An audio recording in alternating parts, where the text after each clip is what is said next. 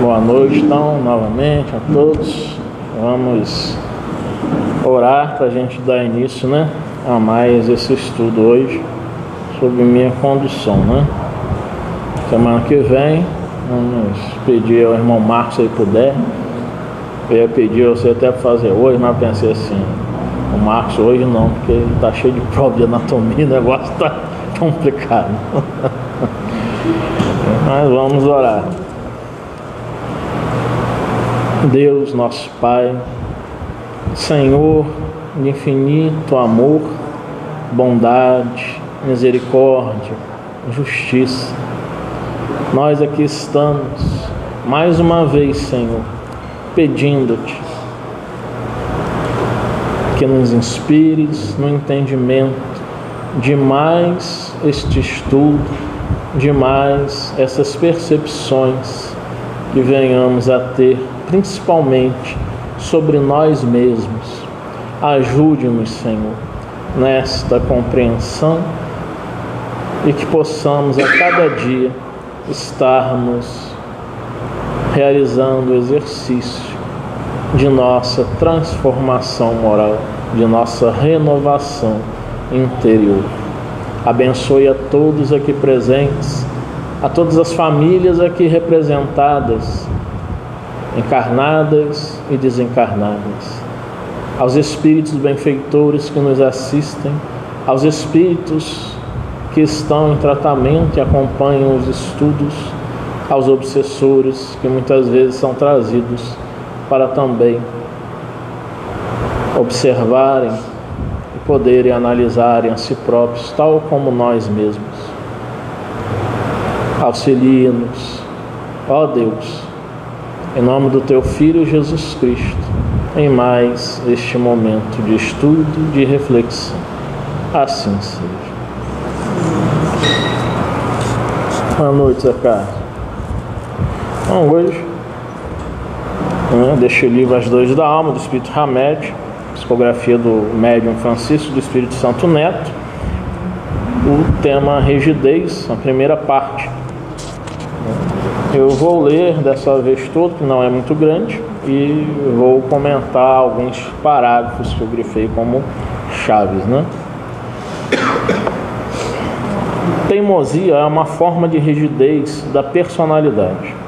É um apego obstinado às próprias ideias e gostos, nunca admitindo insuficiências e erros. Conviver com criaturas que estão sempre com a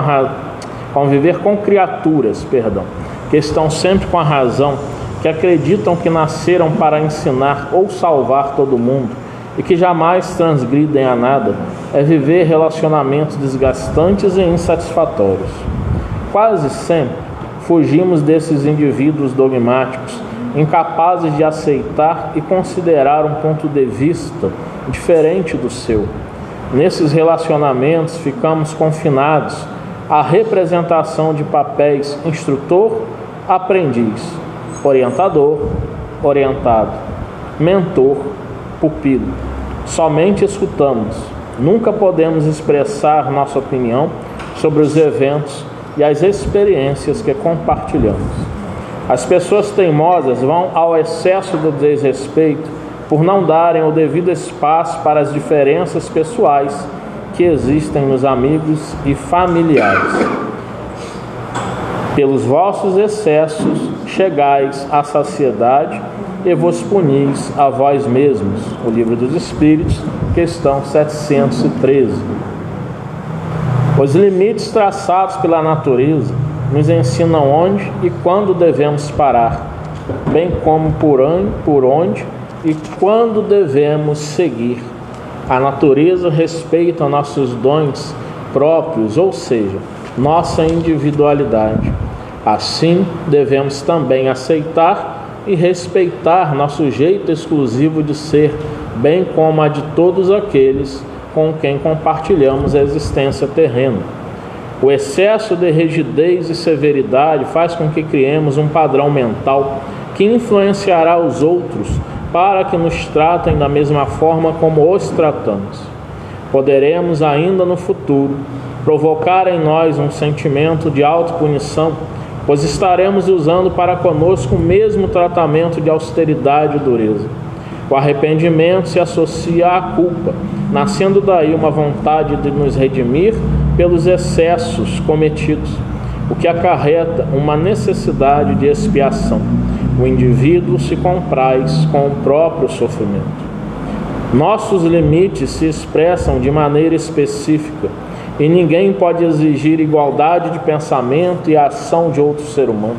Respeitando nossa singularidade, aprenderemos a respeitar a singularidade dos outros e sempre cairemos no excesso, quando não aceitarmos nosso ritmo de crescimento, bem como o do próximo.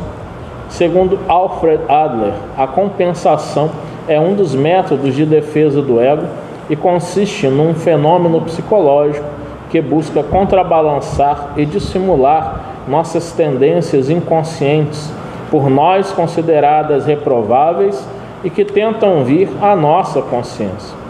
Os excessos de todo gênero funcionam, na maioria das vezes, como disfarce psicológico para compensar nossas tendências interiores. Exageramos posturas e inclinações na tentativa de simular um caráter oposto. Atitudes exageradas de um indivíduo significam quase sempre o contrário do que ele declara. Excesso de pudor, compensação de desejos sexuais normais reprimidos. Excesso de afabilidade, compensação de agressividade mal elaborada. Excesso de alimentação, compensação de insegurança ou necessidade de proteção. Excesso de religião, compensação de dúvidas desmoralizadoras existentes na inconsciência. Excesso de dominação, compensação de fragilidade e de desamparo interior.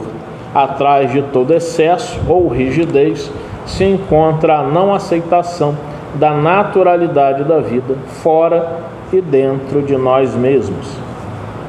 Daqui, nos 3 primeiros parágrafos, quando ele fala da teimosia, quando ele fala, além da teimosia, ele também fala a respeito da convivência, né? De se conviver com pessoas que se colocam sempre com a razão em tudo, que sempre estão certas. E realmente é difícil, né? A gente conviver com uma pessoa que não admite em nenhum momento que está errada, né? Em nenhum momento essa pessoa admite que está errada, que está sempre certa, né? Que ela tem a verdade absoluta. E geralmente, esse tipo de pessoa, nós fazemos o quê? Nós fugimos delas. Nós não queremos conviver com elas. E ninguém consegue, né? Conviver com uma pessoa com quem não é possível um diálogo, com quem não é possível uma troca, né? E aí, nesse tópico, hoje, como dentro do campo da psicologia, da psicanálise, coloca-se muito sobre as questões, né, do narcisismo, sendo que na psicanálise o narcisismo tem uma conotação que não é exatamente a conotação do diagnóstico de transtorno de personalidade antissocial, né? Que é o narcisismo oculto, o narcisismo perverso, que está no DSM, né? Que está no CID. Na psicanálise o estudo é bem mais aprofundado, vem do desenvolvimento da infância, narcisismo primário, secundário, mas não cabe colocar aqui. Eu vou falar da patologia narcísica, uma das características, né, da patologia narcísica, né, dessa doença do narcisismo, que em pesquisas da Universidade de Kentucky, né, nos Estados Unidos, destacaram algo interessante, uma pesquisa de 2022, que é o narcisismo conversacional, né? Que ele define pessoas que são argumentativas e controladoras. E essas pessoas têm uma alta autoestima, né? Elas se consideram as bambambãs, elas sabem tudo, elas discernem tudo, elas compreendem tudo. E Como que esse tipo de patologia se manifesta, né? Da seguinte forma: o narcisismo conversacional se manifesta, né? Aqui eu escalonei do texto da psicóloga Valéria Sabater, 4 ou 5, né? 4 características. Primeiro, eles não entendem o significado básico da palavra comunicar. O que é comunicar, né? O que é o ato da comunicação? Aqui nós estamos fazendo uma comunicação. Eu estou falando e vocês estão ouvindo. E ao mesmo tempo que vocês ouvem, vocês estão pensando. E o narcisismo de vocês está à tona, porque vocês estão pensando ou sobre vocês mesmos, ou sobre situações que vocês vivenciam. E geralmente nós temos essa primeira escuta. Nós ouvimos o outro e refletimos não sobre o que o outro está dizendo, no sentido de absorver o que o outro está dizendo e ir ao fundo do pensamento do outro. A gente escuta primeiramente e reflete sobre nós mesmos. Refletimos sobre nós mesmos. E muitas vezes, se nós fôssemos conversar, nós iríamos, né, aqui com todas as pessoas, na maioria com quem já conversei, há um diálogo, há uma troca, onde a gente fala, se cala também para ouvir, para escutar o outro, né? E nesse fato de se calar e escutar o outro e pensar sobre o que o outro está falando, quando o outro se cala, eu me manifesto. Mas o narcisista conversacional não faz isso. Ele não entende que comunicação é troca. Ele nem está preocupado com isso. Então eles não entendem o significado básico da palavra comunicar. Desprezam a arte de ouvir o outro, de trocar informações, de praticar a reciprocidade com o interlocutor. Eles estão, segunda característica, eles estão plenamente conscientes de que podem sobrecarregar os outros com seu discurso, mas eles não se importam, tanto que eles podem se desculpar e continuar falando. São verborrágicos, né? É uma verborragia, né? Uma logorreia, né? Vou falar uma expressão feia aqui, é uma diarreia do discurso. É um discurso que vai embora, não tem fim, mas é um monólogo. Só fala pelos cotovelos. Se a gente interrompe, não estão nem aí, continuam falando. Não querem ouvir, só querem falar, para mostrarem que sabem, para mostrarem que estão por cima, até mesmo da voz do outro, silenciando o outro por estarem falando. Terceira característica. Algo impressionante é que eles se percebem como bons comunicadores. Mas, na verdade, não são. Não sabem trocar. No entanto, eles não são. Eles saem dos trilhos, perdem o fio do monólogo, dão detalhes sem sentido ou significado e podem dizer a mesma coisa várias vezes. Repetem-se muito.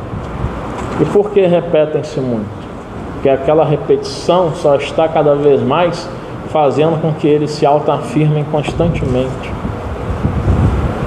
dizendo assim: eu sou melhor que você, por isso eu falo, e quando eu falo você se cala.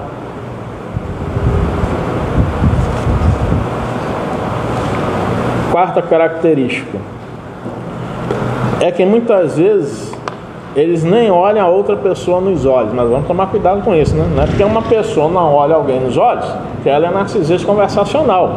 Não olha nos olhos quando você está falando com alguém. Aí tem vários motivos. Não só o narcisismo conversacional. Pode a pessoa ser autista e ter dificuldade, né, de olhar nos olhos. Pode a pessoa ser muito tímida. Pode a pessoa estar num quadro de fobia social. Então a gente tem que ter muito cuidado, né? Não me olhou nos olhos, então essa pessoa ela é mentirosa, ela não presta, ela é narcisista conversacional, porque falou, mas espera aí. Narcisismo conversacional, pra gente, só quem pode diagnosticar esses tipos de transtorno são os profissionais da área da saúde mental. Psiquiatras, psicólogos, psicanalistas. Bem, psicanalistas nós não costumamos trabalhar muito com diagnóstico, irmão. Podemos fazer, mas não costumamos fazer isso não. A gente olha mais o sujeito. E aí, por que estou falando isso? Porque muitas vezes, muita gente fala assim: fulano é narcisista, fulano é narcisista conversacional, fulano tem atitudes realmente que mostram que são narcisistas. Espera aí, você é profissional de saúde mental? Se for, você é esposa ou marido da pessoa? Então você não pode dar o diagnóstico. E não é um diagnóstico fácil. Porque geralmente uma pessoa que tem um transtorno do narcisismo, ela não vai se tratar. Ela diz: eu não preciso de tratamento. Muitas vezes se identificam narcisistas, como eu identifico em consultório clínico muitas vezes, através da narrativa de analisantes que vão me contando os fatos, e dali eu vou percebendo que, a relação abusiva aí. Tem situações aí que muitas vezes a própria pessoa nem percebe. Chega até a elogiar a outra. Mas como a gente é estudado, a gente tem prática, tem experiência, a gente identifica e vai trabalhando aquilo ao longo das sessões com ou a analisante. Então esse é um ponto que a gente precisa estar atento. E também não considerarmos logo com narcisistas conversacionais aquelas pessoas que muitas vezes falam muito, né? E nós conhecemos, né, Juliana, né? Nós conhecemos pessoas que falam muito. O José é mais íntimo do que pessoas que falam muito, mas que elas falam muito e elas escutam também. Só que falam muito por uma razão. A maioria dessas pessoas ou se sente muito sozinha, ou moram sozinhas e não tem diálogo o dia inteiro com quase ninguém. E nós estamos num período, num momento no mundo que a escuta é uma coisa fundamental, porque todo mundo quer falar, quer ser ouvido, mas dificilmente se escuta. Dificilmente a pessoa é escutada, é ouvida, né? E eu não digo de uma escuta analítica, terapêutica, eu digo de uma escuta no dia a dia, né? E a pessoa poder falar. Quantas pessoas, né, aqui que estão com suas famílias no dia a dia, e nesse dia a dia elas não conseguem dentro das suas casas conversarem, dialogarem, colocarem as suas dores, as suas mágoas. Quando, por exemplo, não tenho feito ultimamente, mas quando realizei por muito tempo terapia de casal, eu deixava mesmo, né? Ficava às vezes em determinadas situações rindo por dentro, mas não rindo, gozando da cara dos terapeutizandos, não. Rindo por dentro, porque eu já tinha identificado as causas subjacentes em cada um. E eles não estavam se entendendo porque não conseguiam interpretar um ao outro, porque sempre queriam que as suas falas, as suas interpretações sobressaíssem. E quando eu parava e falava com eles assim, olha, agora é o discurso do analista. E colocava às vezes nesse discurso algumas perguntas que tinham a ver com aquelas situações, eles ficavam abismados. Analisei casais héteros, casais homoafetivos, e são os mesmos problemas, porque são seres humanos. Estamos falando aqui não da sexualidade, estamos falando aqui de ser humano,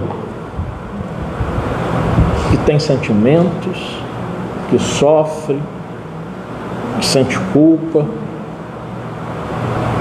E na maioria das vezes, em terapia de casal, a gente vê isso, a falta de compreensão de um para com o outro. Mas isso tem um sentido.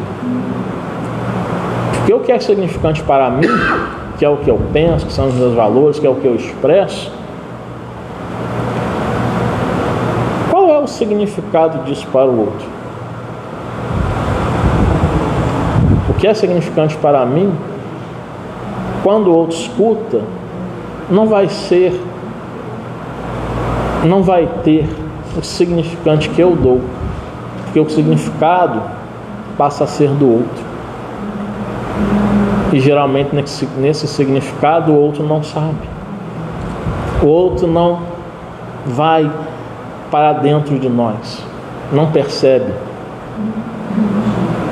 E aí a relação humana, ela é feita de desentendimentos.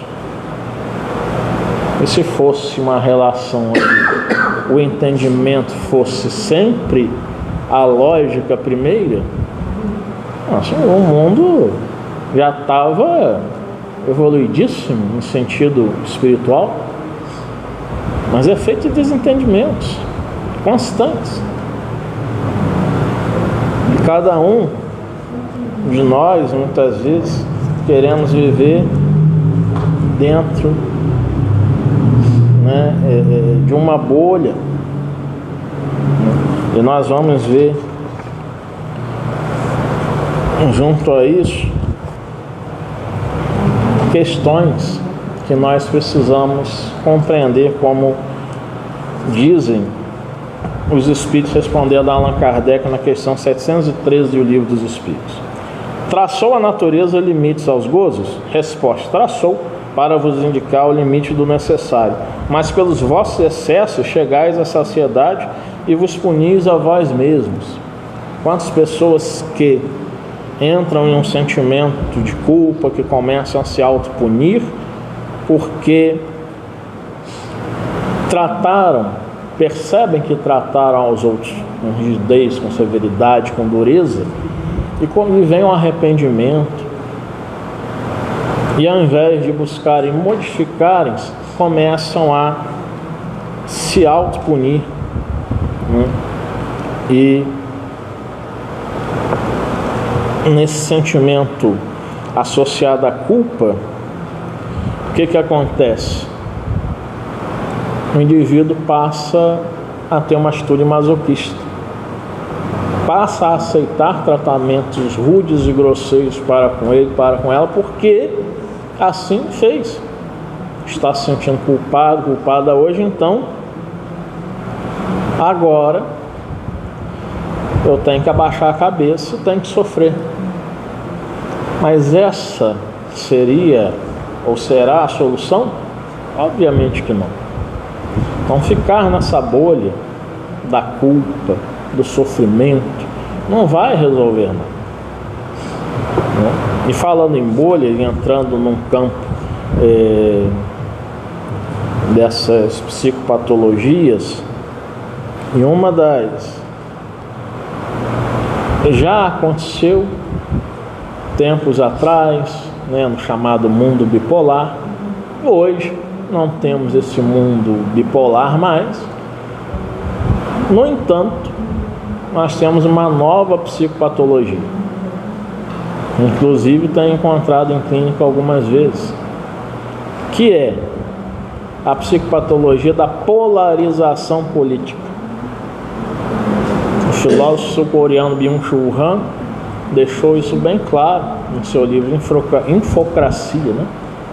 Governo da Informação, Governo da Informática, onde ele coloca que sejam as pessoas com os pensamentos voltados a políticas de esquerda, sejam as pessoas com pensamentos voltados às políticas de direita, vivem em suas infobolhas. Isto é, eu assisto diversos vídeos nas mais diversas redes sociais sobre o que a direita está falando. Eu assisto determinados vídeos sobre o que a esquerda está falando. Aquele que assiste o que a direita está falando não quer assistir o que a esquerda diz, não quer dialogar. Não presta, não serve para nada. É um absurdo. E aí passam a viver numa ignorância e a falarem, a dizerem afirmações dentro dessa ignorância. Da mesma forma, o pessoal da esquerda não quer ouvir a direita porque fala assim, não, mas é absurdo, não vou ouvir isso. Tem coisas absurdas dos dois lados? Tem coisas absurdas. Mas por quê? Tem essas absurdidades? Porque são aceitas, são realmente aplaudidas, né, por aquelas outras pessoas. E quando eu falei que enquanto em clínica, né, enquanto analista, a gente tem que ser neutro, né? Não pode defender uma bandeira ou outra. Tem que ver o que aquilo representa para o paciente. E alguns, né, depois de algumas sessões, me perguntaram assim, o senhor é de direita ou de esquerda? Minha resposta foi, o que isso representa para você? Vamos investigar? O que a pessoa está transferindo para mim dentro dela? Se eu respondo sou de direita ou se eu respondo sou de esquerda, eu estou levantando uma bandeira. E a pessoa ou pode ter a atitude de ou se afastar ou se aproximar, ou começar a divulgar, olha, tal fulano assim assim, ele é dessa vertente política, com ele que você deve se tratar. Isso está errado. Não está correto. Por isso que dentro do campo da psicologia, o Conselho Federal de Psicologia coloca o seguinte, não se pode colocar que se é psicólogo cristão, psicóloga espírita, psicóloga judia, psicóloga budista, né? E dentro do campo da psicanálise se fala a mesma coisa. Não há psicanalista judeu, cristão, psicanalista espírita, psicanalista budista, muçulmano, mas como pessoa profissional, a profissional pode ter lá a religião que quiser, mas não vai falar de religião no consultório. Ah, mas não pode falar? Espera o paciente dizer e vamos ver o que traz, né? Aqui, por exemplo, o Hamed fala sobre compensação, ele diz, excesso de religião, geralmente isso é compensação de dúvidas desmoralizadoras existentes na inconsciência. Eu trato diversos pacientes que têm TOC, transtorno obsessivo compulsivo, que o Freud chamou sua época neurose obsessiva, e no seu texto Atos Obsessivos e Práticas Ritualísticas, práticas obsessivas, perdão, ele deixa bem claro que a religião muitas vezes está presente ali. E eu observo isso em loco, na prática ali, de perto. A religião está presente. É a pessoa que tem que fazer, dar exemplos aqui que não são de pacientes meus, né? Claro. Pessoas que já observamos que chegam dentro de uma igreja, se ajoelham 3 vezes, fazem o sinal da cruz 3 vezes. Dentro de uma igreja católica. Pessoas que chegam dentro de uma igreja protestante para assistir um culto e elas andam da porta até o púlpito e voltam. Qual o sentido desses atos? Não tem lógica. Porque na igreja católica o ritual é fazer a genuflexão, e nem precisa fazer o sinal da cruz, e sente-se. Uma igreja protestante é chegar, a pessoa ora, fica em pé e faz o seu louvor ao Senhor. Dentro do grupo espírita, já vi muita gente chegar aqui, já vi aqui dentro. Uma pessoa que chegou aqui faz tempo, posso falar que não está aqui não. Né? Mas não era aqui, era no PS que a gente estava. Quando a pessoa entrou, fez 5 vezes o sinal da cruz. E era médio da casa. Aí eu não me aguentei, cheguei perto e perguntei: você é médio da casa, estudou, está na reunião mediúnica, o que significa o sinal da cruz para você? Ah, você me viu? Aí ficou sem graça. É porque é incontrolável, não consigo controlar, eu faço. Se eu não fizer por 5 vezes, eu não me sinto bem. Eu acho que alguma coisa vai acontecer de mal. TOC, transtorno obsessivo compulsivo. Orientei a pessoa a procurar tratamento psicoterapêutico. Você está precisando disso aí. Que ela entendia que aquilo não tinha significado nenhum. Quanto mais dentro de uma casa espírita, não havia significado para aquilo. O significado não era religioso. O significado era de que algo muito ruim, destrutivo, poderia acontecer. E eu falei: isso é uma questão muito séria. Quanto tempo você tem passado por isso? Ela falou: tem alguns anos. Então está muito sério. É preciso procurar tratamento. Mas não, espiritualmente não tira não. Tudo é espiritual. Até uma análise é espiritual. Porque você é um espírito, mas precisa tratar de uma forma adequada para esse transtorno. Não é no grupo espírita. Ou é no divã, ou é no consultório, no sétimo de psicologia. Não é no grupo espírita.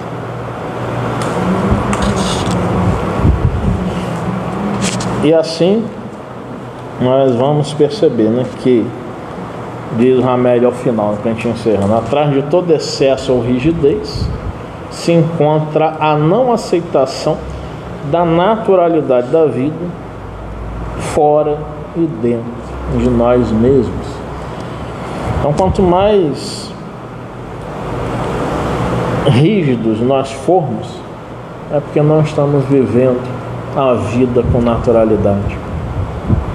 Ter disciplina é uma coisa, mas ter uma rigidez que ela seja inflexível é outra, completamente diferente.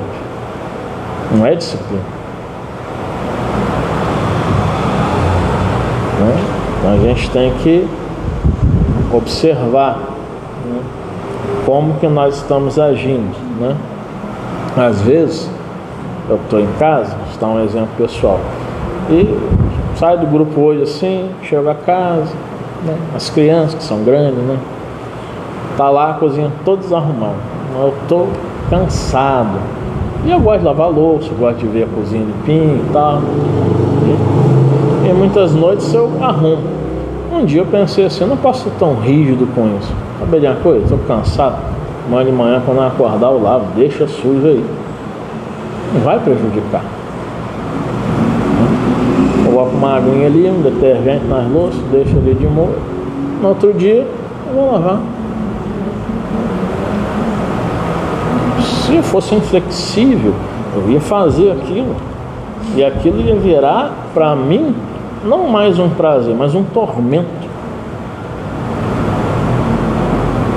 E esse tormento ia me fazer, muitas vezes, tratar mal aqueles que também, assim como eu, que trabalham e fazem sua faculdade, eu já vivi isso, sei que isso é cansativo pra caramba, que também chegaram cansados e deixaram ali, porque lavam, né? Não posso reclamar disso. E no outro dia a gente faz. Então esse exemplo mostra da gente não ser inflexível, a gente não ter essa rigidez, e a gente poder viver a vida com naturalidade, né? E vamos encerrando, né, para a gente fazer a oração e partir para a segunda parte. Senhor Deus, nós estamos agradecidos por mais um momento de reflexões, de estudos, por mais um momento em que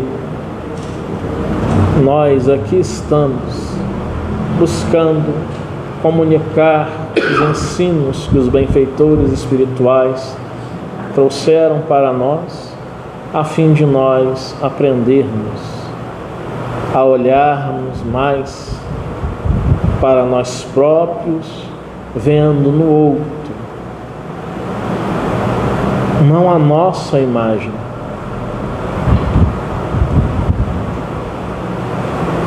mas a Ti mesmo, Senhor, vendo ao outro que é criatura vossa tanto quanto nós, criação vossa, obra vossa, ao qual nós devemos buscar olhar com compaixão, abraçar suas aflições para lhe dar um refrigério de consolo, emprestar nossos ouvidos no sagrado silêncio de um ouvir verdadeiro, e assim podermos pontuar depois da melhor forma.